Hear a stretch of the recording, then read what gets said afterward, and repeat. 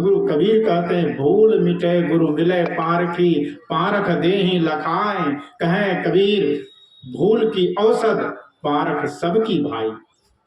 पारख माने वह पारख नहीं जो सिद्धांत गढ़ा गया है।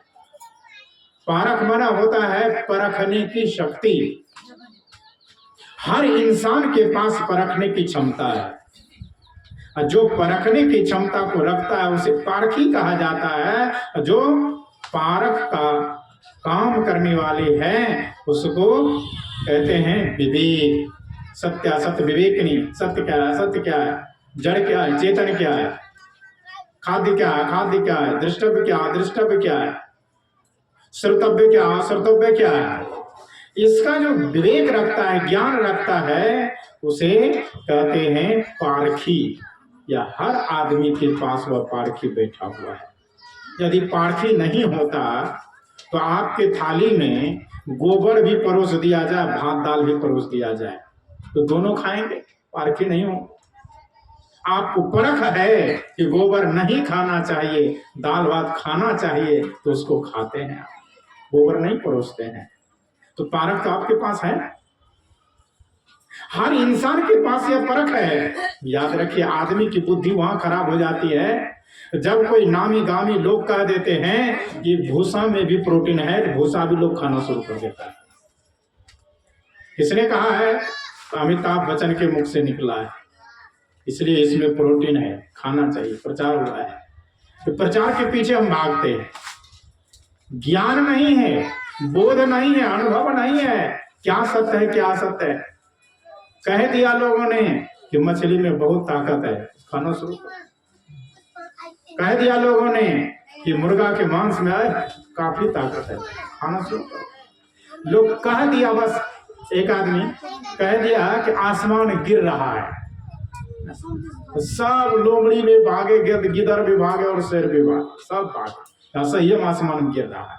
हुआ क्या था? गाछ से फल गिरा, गाछ से फल गिरा तो आसमान ही गिर रहा है। तो संसार में यही हो रहा है। कह दिया कि इसमें ये है, हाँ ठीक है, विश्वासम फलदायकम, विश्वास करो फल देगा।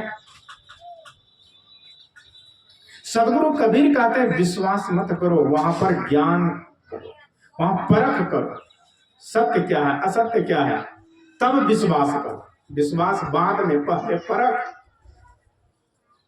हम परख के बिना विश्वास करते हैं और नाना उदाहरणों को सुन करके, नाना तरह के घटनाओं को सुन करके, देख करके हमारा मन मोहित होता है। और जैसे मन मोहित हुआ बस हम उधर पड़ जाते हैं।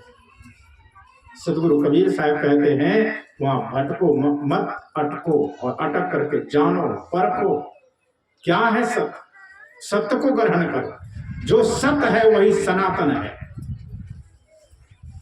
जो कभी नहीं विनष्ट होता, ना बनता, ना बिगड़ता, ना जन्मता, ना मरता, वह सनातन है। वह सनातन का नाम है आत्मा। यह आत्मा सनातन है। ये आत्मा की पहचान कोई नहीं करना चाहता है। जहां आत्मा है ही नहीं वहां सिर पटकता है। हम तो कहते हैं अरे नास्तिक तो वह है जहां कुछ भी नहीं है और वहां नाक लगाता है, वही तो नास्तिक है। जहां सब कुछ है वहां ध्यान लगा करके अपना अनुभव करता है, वह आस्तिक है और वही सनातन है। और पक्के मायने में कोई सनातन हुए हैं धरती धराधाम पर, भारतवर्ष में, तो सदगुरु कबीर सनातन धर्म के प्रोधा संत हुए, प्रोधा संत हुए। ऐसे ही संत देखिए कैसे दिव्य संत होते हैं। मैं एक छोटी सी कथा प्रस्तुत करता हूं जो गुजरात की कथा है और सच्ची कथा है और सत्य घटना है।